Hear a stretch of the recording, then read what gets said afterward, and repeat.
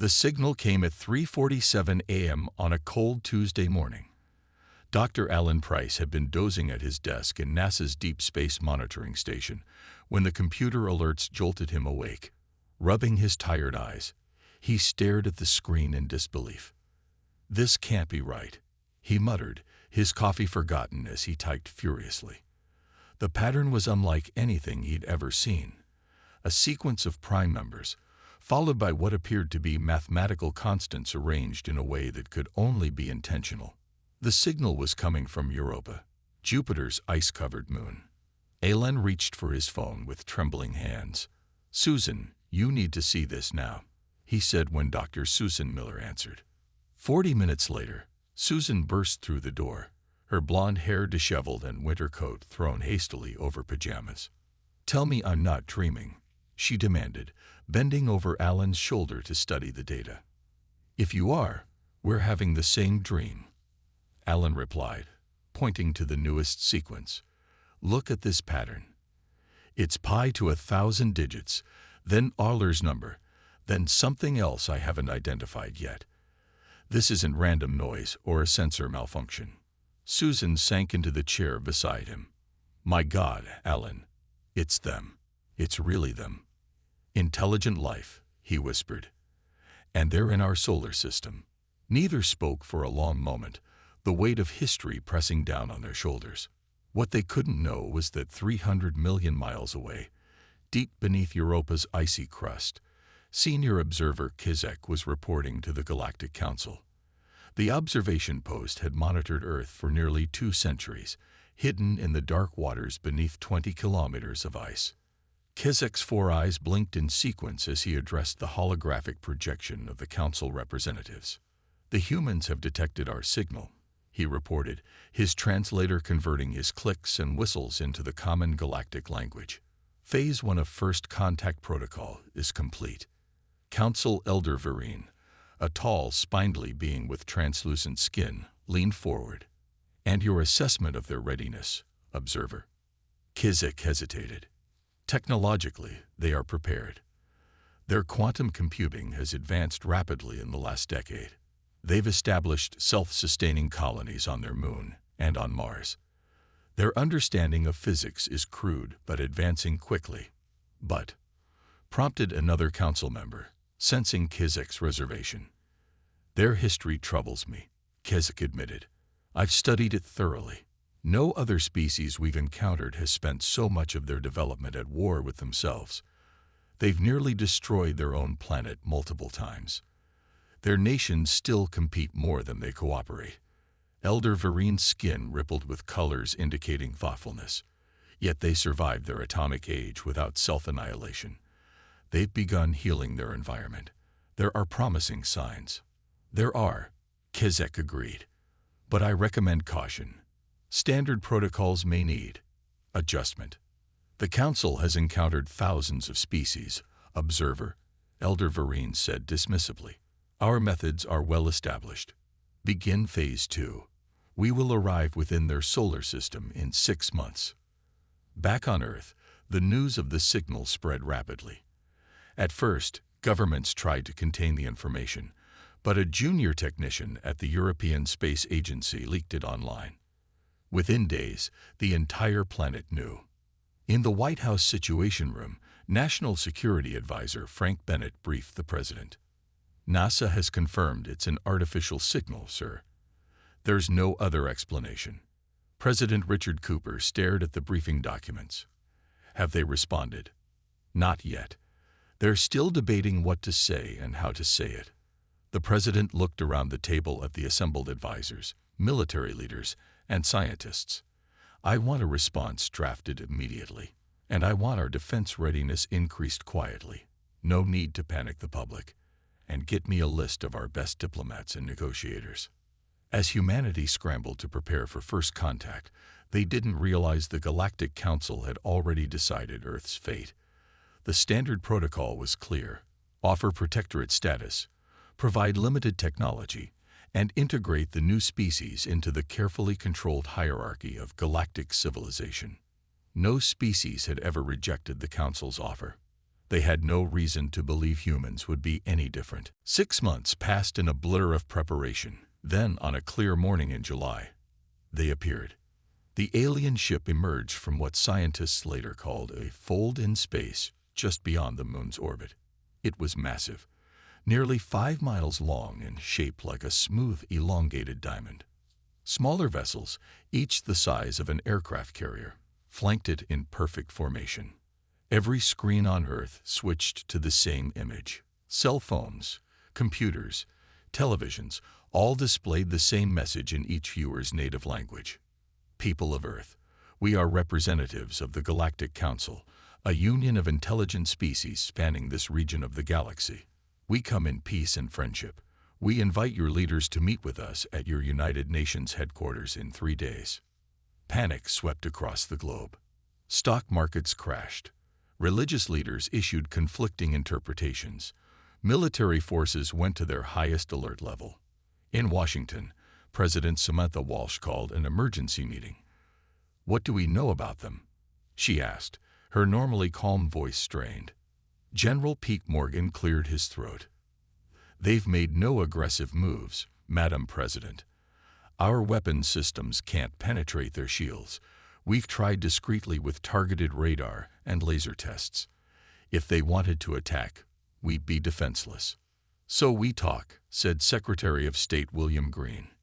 "Not just us," the President replied. "Get me the UN Secretary General. And find me someone who understands how first contacts typically go throughout history." That someone turned out to be John Davis, a former Marine who had become a respected military historian, specializing in conquest and colonization patterns. He was flown to Washington within hours. John was younger than the president expected, barely 40, with short brown hair going gray at the temples and intense blue eyes. He didn't waste time with pleasantries. "Madam President, throughout human history, when a technologically advanced culture meets a less advanced one, it rarely ends well for the less advanced group," he said bluntly. "You think they're here to conquer us?" asked Secretary Green. "I think they're here to get something," John replied. "Nobody crosses the stars just to say hello. They want resources, territory, maybe subjects or slaves. The question is, how do they plan to get it?" "They said they come in peace," pointed out National Security Advisor Ellen Rice. "So did Christopher Columbus," John said dryly. The president studied him. "What do you recommend?" "Don't agree to anything immediately. Ask questions. Listen for what they're not saying, and keep looking for leverage, any advantage we might have." 3 days later, the United Nations General Assembly Hall was filled beyond capacity. World leaders who normally sent representatives had come in person. Security was impossibly tight. At exactly noon, the air in the center of the hall shimmered. 3 beings appeared on the stage. The tallest stood nearly 7 feet high, with delicate limbs and skin that shifted colors like oil on water. Beside it was a squat creature with 4 arms and blue-gray skin covered in what looked like smooth scales. The third alien resembled a giant praying mantis. The tallest stepped forward. Its mouth didn't move, but words in perfect English filled the room. "I am Ambassador Grelnar of the Galactic Council. We are pleased to meet humanity face to face." President Walsh stepped forward as the designated representative of Earth. "Welcome to Earth, Ambassador. We have many questions." As expected, Grelnar replied with what might have been a smile. "Allow me to begin with an offer.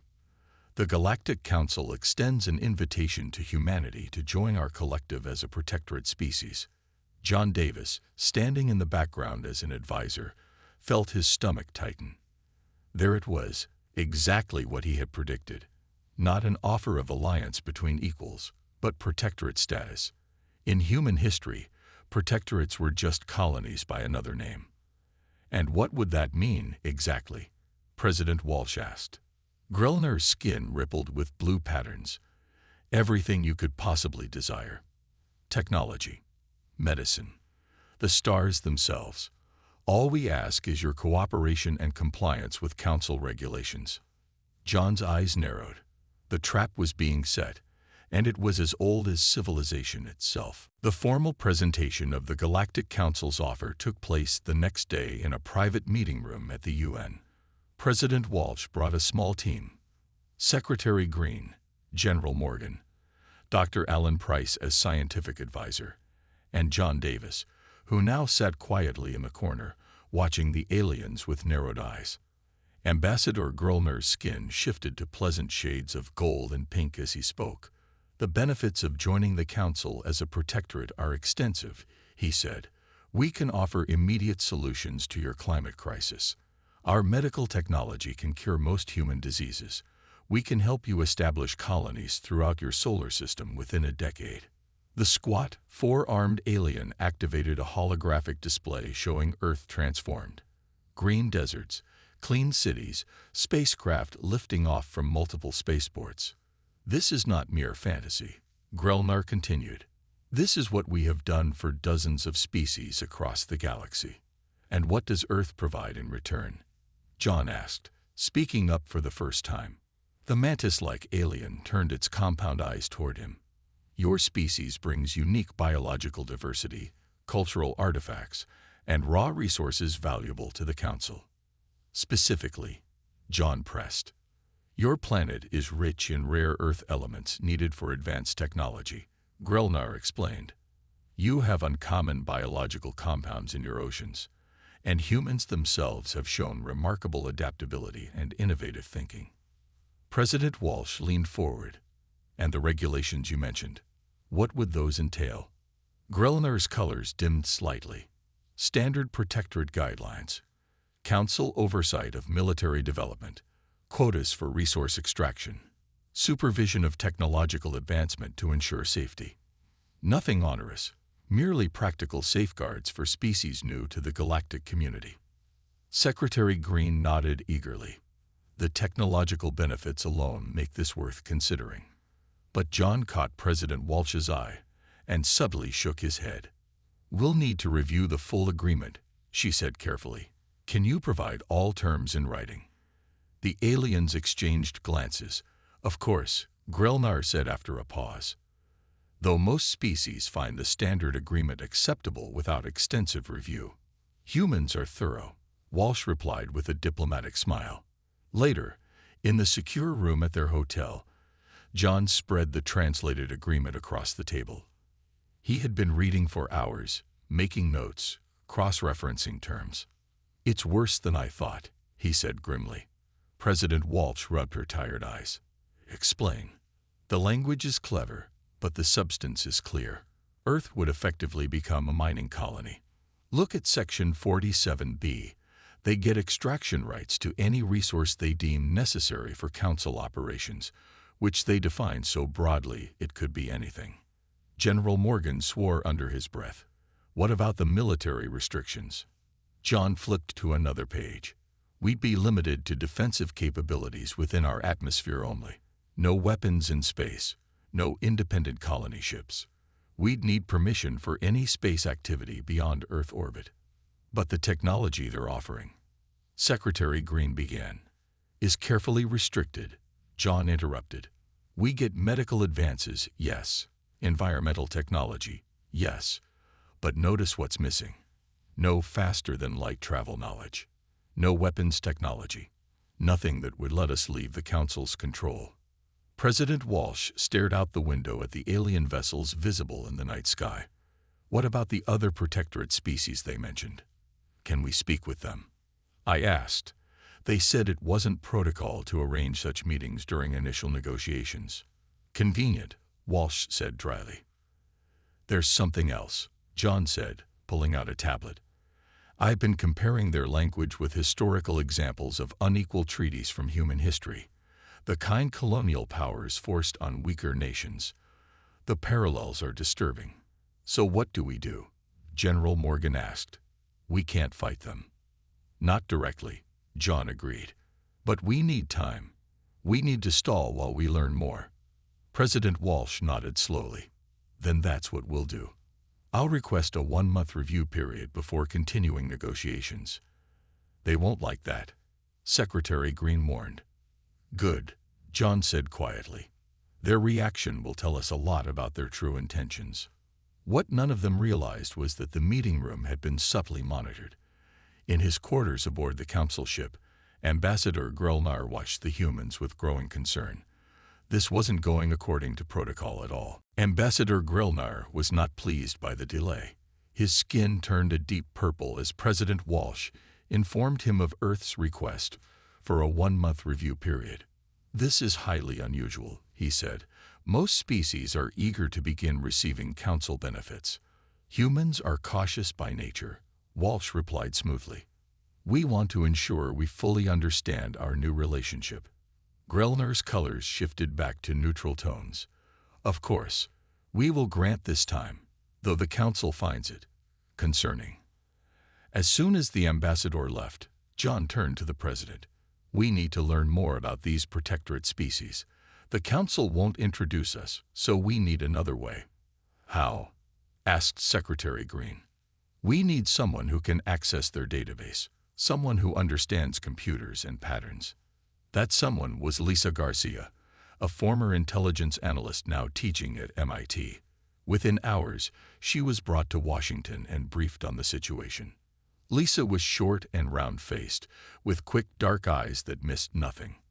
As John explained their needs, she listened intently, occasionally pushing her glasses up her nose.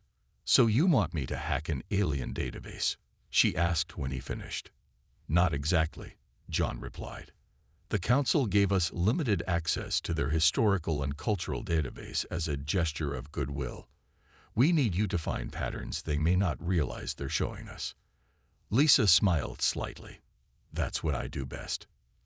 For the next week, she barely left the secure room they'd set up. The walls became covered with notes and diagrams. John visited daily, bringing her food and fresh coffee. On the 8th day, Lisa called an emergency meeting. "It's worse than we thought," she said, her face grim. "I've identified 47 species listed as protectorates. I've analyzed resource flows, population statistics, and development patterns." She displayed a series of charts on the main screen. "These lines show resource extraction from protectorate worlds, always increasing. These show technology distribution to those same worlds. Notice how it plateaus. They give just enough to make the planets more efficient producers, but never enough for true independence." "Are you saying they're all slave worlds?" President Walsh asked quietly. "Not slaves exactly.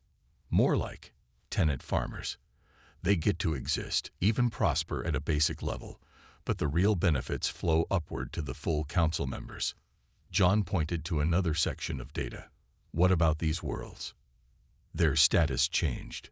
Lisa's expression darkened. 3 species tried to break away after becoming protectorates. Their outcomes were not good. This one had a containment event that reduced their population by 70% after what the records call civil unrest. General Morgan swore. "They wiped them out." Meanwhile, Lisa continued, "I've been monitoring communications.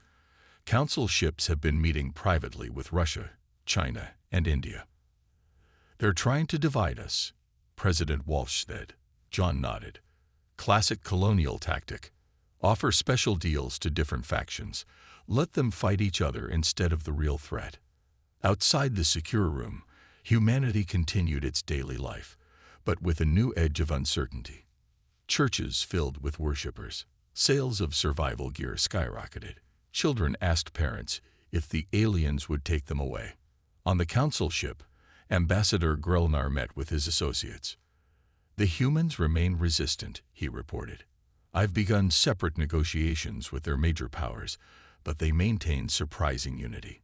The mantis-like alien clicked its mandibles. "The standard integration timeline is at risk. Perhaps we should demonstrate our technological superiority more directly." Grelnar's skin shifted with concern. "That approach has historical complications." Nonetheless, the 4-armed alien interjected. "The Council expects results. The humans have resources we need. Their continued development without our guidance poses risks."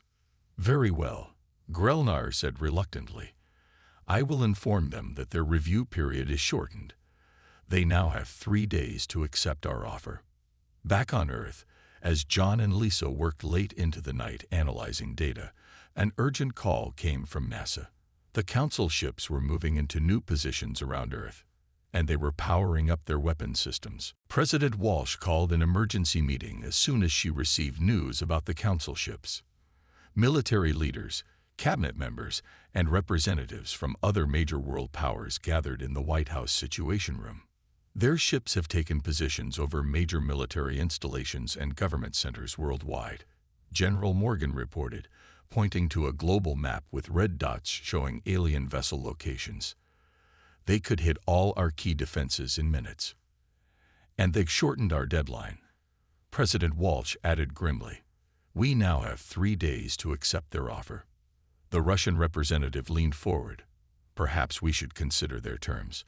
They have offered our country special resource rights if we sign separately."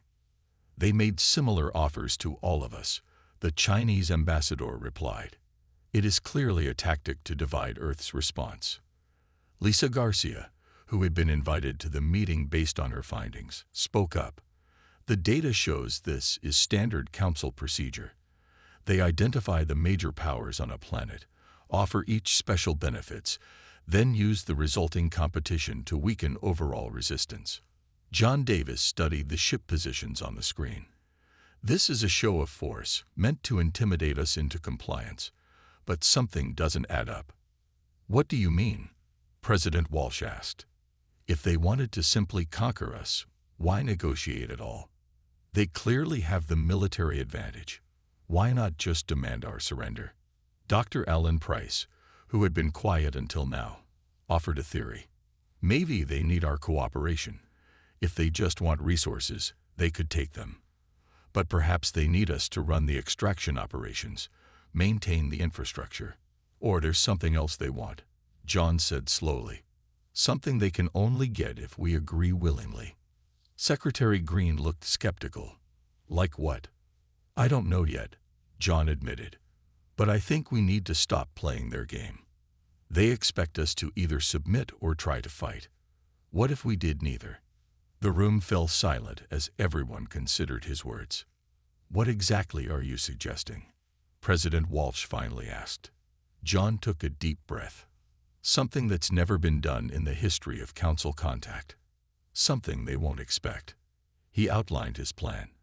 As he spoke, expressions around the table ranged from shock to disbelief to cautious hope. When he finished, President Walsh looked around the room. "This is extremely risky. If we're wrong about their intentions, we could be risking everything." "We're already at risk," John replied. "But this gives us a chance to change the terms of engagement." After hours of debate, they put the plan to a vote. It passed by a narrow margin. While Earth's leaders prepared their response, Ambassador Grelnar received an urgent message from the Council. His private quarters aboard the ship filled with the holographic presence of Elder Vereen. "The humans are proving unexpectedly resistant," Vereen said without preamble. "This is unacceptable. The Council requires access to Earth's resources within the standard integration timeline." Grelnar's skin flickered with concern. "I understand the Council's needs, Elder, but these humans are different from other species we've encountered. They have a long history of resistance to outside control. Your concern is noted but irrelevant," Vereen replied coldly. "The positioning of our vessels has made our capabilities clear. They have no choice but to accept our terms. And if they continue to resist, then you are authorized to proceed with limited containment actions. Target their military capabilities first. Demonstrate our power. They will quickly realize the futility of resistance." After the Elder's hologram faded, Grelnar stood motionless, his skin a troubled gray. In all his cycles as an ambassador, he had never needed to resort to force. Protocol stated that the show of power was always enough. But something told him these humans might not follow the expected pattern. On Earth, John Davis watched the alien ships through a window as President Walsh rehearsed her speech one final time. Everything depended on the next 24 hours. Either his plan would change humanity's relationship with the Council forever, or it would lead to disaster. The countdown to their deadline continued relentlessly. The United Nations General Assembly Hall was packed beyond capacity. World leaders sat shoulder to shoulder, their usual rivalries temporarily forgotten in the face of a greater concern. The alien delegation stood on the stage, waiting for Earth's response to their offer. Ambassador Grölner's skin rippled with impatient colors as President Walsh approached the podium. Behind her walked John Davis, Lisa Garcia, and representatives from 20 other nations, a unified front unlike anything the Council had encountered before. Ambassador Grölner honored representatives of the Galactic Council. President Walsh began, her voice calm and clear. "We thank you for your offer to include Earth as a protectorate in your galactic community." Grölner's colors settled into a satisfied blue. Standard acceptance protocol was beginning, just as expected. However, Walsh continued, "After careful consideration, Earth must respectfully decline your offer." A wave of murmurs swept through the hall. The alien delegation froze in apparent shock. Decline. Grölner's translator struggled with the word, as if the concept was difficult to process. No species has ever declined Council protection. "Nevertheless, that is our answer," Walsh said firmly. "Earth hereby declares itself a sovereign, independent stellar nation. We are open to fair trade, cultural exchange, and mutual defense agreements with the Council as equals, but we will not accept protectorate status." The mantis-like alien stepped forward, its voice clicking through the translator. "You misunderstand your position. You have no choice in this matter." John Davis moved to stand beside President Walsh. "Actually, we do. We've reviewed your agreement carefully. We've studied the fate of other protectorate worlds. Your offer is not protection. It's controlled exploitation." Grölner's skin flushed an angry red. "This is unprecedented. The Council's generosity should not be rejected. Your technology is primitive. Your defenses are inadequate. You need our guidance." "What we need," Walsh replied, "is our freedom. The right to develop at our own pace, make our own mistakes, chart our own course among the stars." The four-armed alien gestured toward the ceiling, where everyone knew the Council ships hovered. "Our vessels are positioned to neutralize your military capabilities. Reconsider your response." A tense silence filled the hall. This was the moment John had prepared for, the direct threat they had anticipated. "We are aware of your ships," Walsh said. "We are also aware that you could destroy our military bases and government centers within minutes. But if that is your intention, why negotiate at all? Why not simply conquer us?" The alien delegation exchanged glances. "Because," John continued, "you need more than our resources. You need our cooperation. Our labor, our innovation. Dead planets can be mined by machines, but living cultures provide something more valuable. New ideas, new methods, new ways of seeing the universe." Lisa Garcia stepped forward with a data tablet. "We've analyzed resource flows within the Council. The protectorate system is inefficient and becoming more so over time. Your older protectorates are showing diminishing returns. You need new blood, but your methods are creating dependence, not productivity." Grölner's colors shifted rapidly as he processed this unexpected turn. "Your analysis is interesting, but irrelevant. The Council system has worked for millennia. Until now," President Walsh said firmly. "Earth proposes something new, equal partnership. We keep our sovereignty. We develop our own technology. We trade fairly for what we need. And in return, you get allies who work with you because we want to, not because we're forced to." The mantis-like alien made an angry chittering sound. "This is unacceptable. Elder Vereen will never." "Actually," Grölner interrupted, his colors shifting to a thoughtful purple, "the human proposal deserves consideration." The other aliens turned to him in apparent surprise. "This response is outside protocol," Grölner admitted, "but perhaps that is precisely why it merits attention. The Council has not faced a genuinely new diplomatic situation in over 300 cycles. He turned to President Walsh. We will convey your unprecedented response to the Council. But be warned, this changes nothing regarding our ship's positions. You remain vulnerable. Walsh nodded. We understand the risk we're taking, but some principles are worth risking everything for. As the alien delegation disappeared in a shimmer of light, the hall erupted in tense murmurs. No one knew what would happen next. The humans had made their stand. Now they could only wait for the Council's reaction. The hours after Earth's rejection stretched into a full day of tense waiting. Council ships remained in position above major cities and military installations. No communication came from the aliens. In the White House Situation Room, President Walsh, John Davis, and their team monitored the situation round the clock. Still no response. Secretary Green reported, looking up from his communication screen. Just silence. General Morgan pointed to the display showing the alien ship positions. They haven't moved, but they've adjusted their energy outputs. Something's happening up there. John paced the room, his mind racing. This is part of their strategy. The silence is meant to increase our anxiety, make us second-guess ourselves. Is it working? President Walsh asked with a tired smile. On some of us, yes, Secretary Green admitted. Several nations are getting nervous. Russia has hinted they might sign a separate agreement if the Council makes contact. Lisa Garcia entered the room with fresh data. I've been monitoring global communications. Public opinion is divided, but holding steady. About 60% support our stance, 30% want us to accept the Council's offer, and 10% want to fight. Fight with what? General Morgan muttered. Our best weapons couldn't scratch their ships. John stopped pacing suddenly. Wait a minute. That's been bothering me from the start. They showed up with overwhelming force, but they still went through diplomatic channels. Why? Dr. Price looked up from his tablet. I've been analyzing their ship readings. Their technology is incredible, but not magic. They use energy in ways we understand, just much more efficiently. What are you saying? President Walsh asked.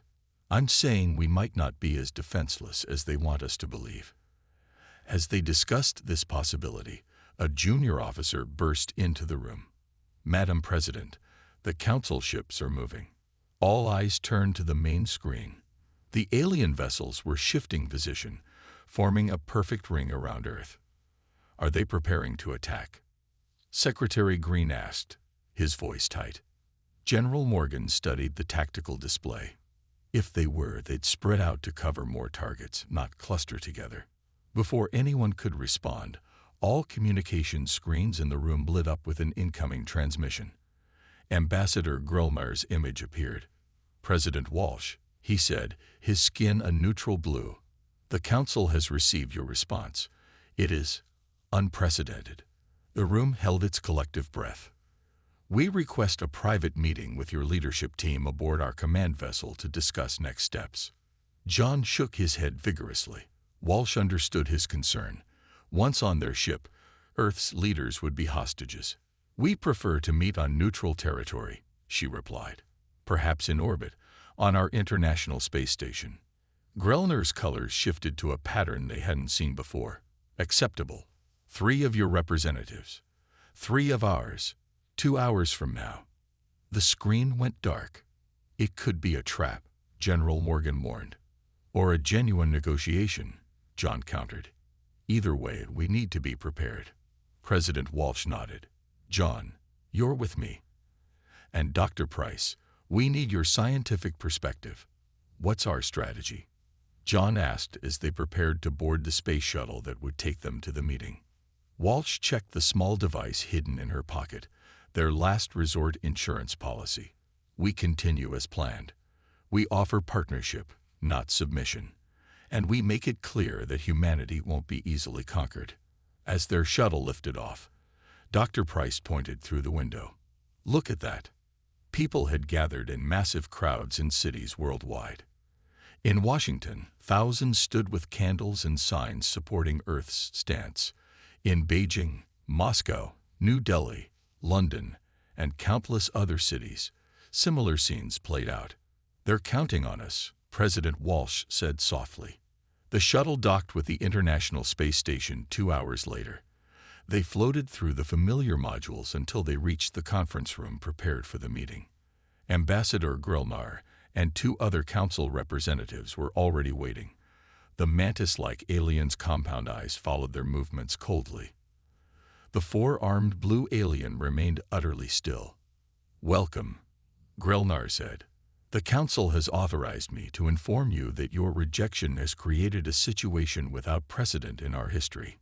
Sometimes new situations require new solutions," President Walsh replied. Grelnar's skin rippled. "Indeed, that is why I am authorized to offer you a choice: final submission as a protectorate, or immediate containment." John's face hardened. "Containment? You mean attack? Call it what you wish." The mantis alien clicked. "Your defiance ends today." President Walsh stood firm as she faced the council representatives. "Before you make threats, Ambassador, there's something you should know."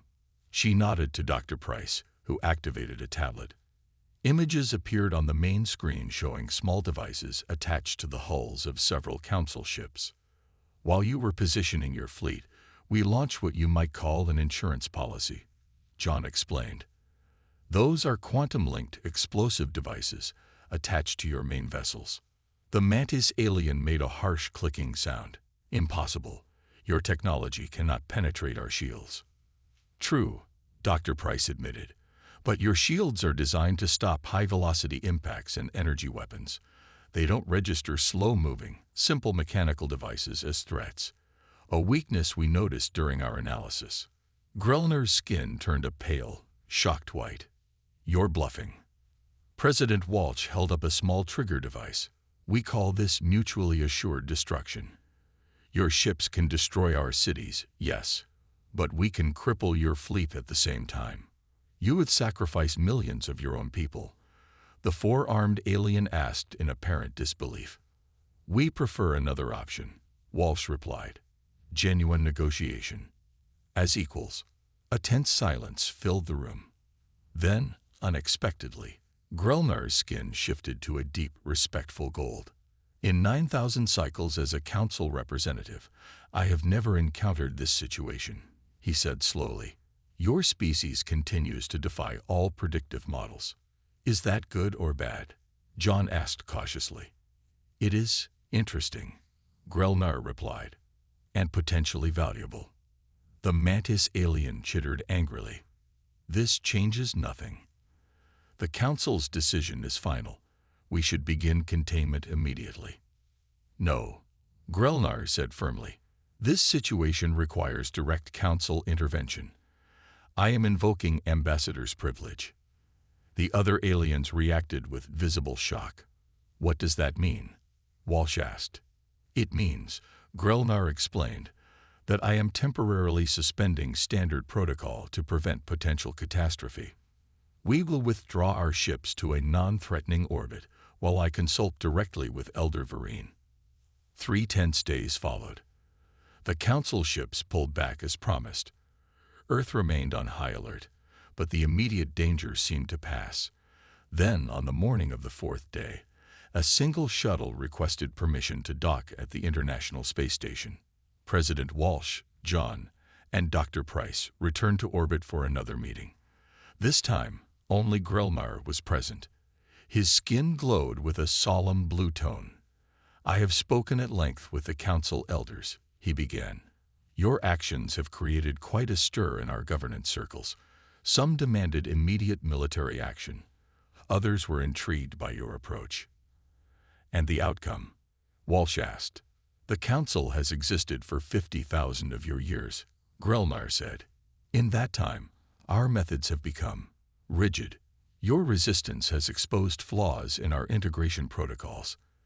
Elder Vereen is disturbed, but Elder Tsavik sees opportunity." He activated a holographic display showing a new document. "This is a provisional agreement for Earth to join the galactic community as an independent associate member, not a protectorate. You maintain sovereignty. We establish mutually beneficial trade. Technology exchange occurs at a pace that won't destabilize your development. John studied the document carefully. And the other protectorate worlds? That, Grelnar admitted, is a more complex question. The council system is not easily changed, but your example has started a conversation that has been avoided for too long. So we accept this agreement, and everyone goes home happy. Dr. Price asked skeptically. Not everyone, Grelnar said. There will be elements in the council who see this as a dangerous precedent. You would be wise to maintain your insurance policy for some time. President Walsh considered the offer. We'll need to review the specific terms, but in principle, this appears to be a basis for genuine partnership. As they concluded the meeting, John turned to Grelnar. There's something I don't understand. Why did you support us? Grelnar's skin rippled with complex colors. The council has grown stagnant. We advance technologically, but not culturally or politically. Species like yours, adaptable, unpredictable, willing to take great risks for principles, may be exactly what our galactic community needs. As news of the agreement spread across Earth, celebrations erupted worldwide. Humanity had taken its first real step into the galactic community, not as subjects, but as equals. And across the stars, other protectorate species began to wonder if perhaps they too could change their fate.